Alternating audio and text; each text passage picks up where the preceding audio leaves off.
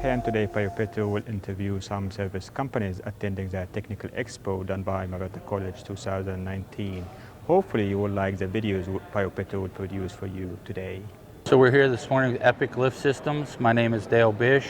I'm here with Rick Spruitt and Clint Mead. We're here to discuss the different products and technologies associated with artificial lift, plunger lift. When you start in plunger lift can start from the beginning of the life cycle of a well clear to the rod pump phase. So in the beginning you will have higher flow rates and higher liquid rates. There are three components to a plunger lift system. You'll have a downhole spring, you'll have the physical plunger itself, and you will also have a lubricator to retrieve your plunger at surface. There are three basic phases in plunger lift. You'll start with a bypass or high-speed plunger. You will then switch to a hybrid plunger, and then you will go ultimately to a conventional plunger. The stages are determined upon flow rate and fluid rates. So starting out, we would start with a high-speed plunger, which is a ball and sleeve, or a dart-style plunger, like so. These plungers are able to fall against flow rate, so they have a limited or minimal amount of off time. At that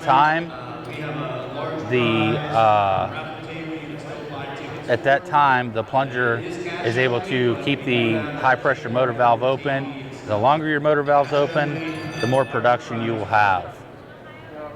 So get up here and check out. With the ball and sleeve plunger, it is two pieces. So the ball will fall to bottom, rest on the spring. The sleeve will come down on top of the ball seat, at which time it is unable to get gas through the hollow plunger and will lift the plunger to surface. When it reaches surface, it will hit the striker rod, release the ball. It will immediately begin to fall. Then the sleeve will stay up as you afterflow your well. When you determine the right time to shut the well, you will shut it. The sleeve will fall off the rod, follow the ball down the tubing, and then mate up again and start the next trip.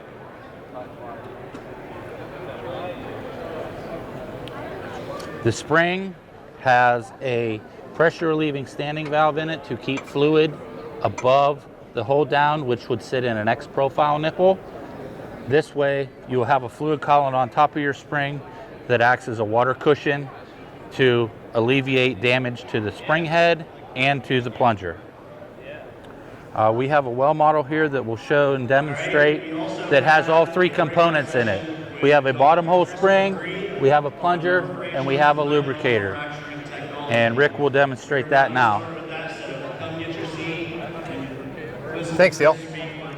Today we brought our well simulator to simulate plunger lift applications and horizontal well applications. Right now, like Dale said, we have a spring in our plunger. The spring has a check ball, and as you can see, the design for the check ball is to retain the fluid in the tubing column. If not, on extended shut-ins, the fluid will evacuate the tubing, which would cause dry runs. So right now I'm going to turn it on. We're going to simulate a mist flow, transition flow situation. Okay. Oh, I do know CLS. As you can see, the fluid is in a transition state, unloading the fluid into the separator reservoir. Sorry about that. And at the bottom, when we first started testing this horizontal application, we noticed the fluid slug in the bottom horizontal. So the bottom casing in the horizontal is always in a state of slug flow. It slugs up to the end of the tubing, which is sucked in and brought into production. As the flow regime changes, the pressures decrease. The well turns into more of a state of a slug flow. As you notice, the slugs going up the tubing wall. You'll see this on your trends too as well. You'll notice painting on your trends. At that point in time, we highly recommend a plunger application, if not sooner. At this time, a two-piece plunger or a continuous type plunger would probably be the best. In the past, we've put plungers in wells typically when they're in a loaded state. Now we're looking at flow regimes, sometimes 150% above critical rates. We've seen some pretty positive results.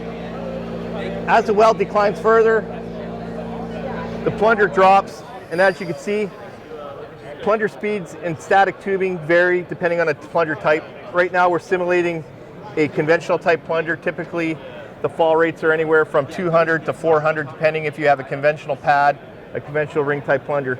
Now when they hit tubing, that flow rate decreases, or the stop sign, like cut, no. The fall speed decreases in fluid up to 80 foot per minute, 100 foot per minute until it settles to the bottom. Once it's settled to the bottom, again, we have a certain amount of close time. The plunger is designed to bring that fluid to surface into production.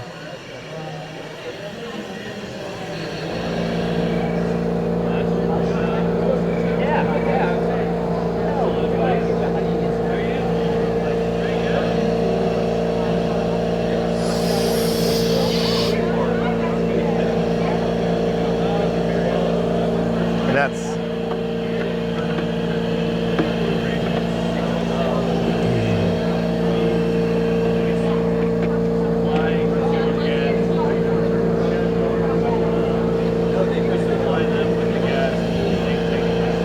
now it's back to a slug state.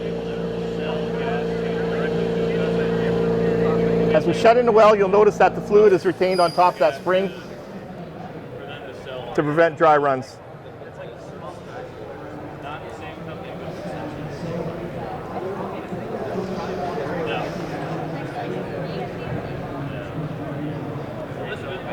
Yep. What Rick is demonstrating manually there with the regulator is controlled by a control box and all electronics. So you'll have a plunger sensor at surface that recognizes the plunger arrival at surface. It then will tell the box to go to an afterflow state, and that will flow the well out to bring that water cushing in above your spring and your downhole assembly. Then the box will tell the well to open back up, and then that's when you'll flow gas.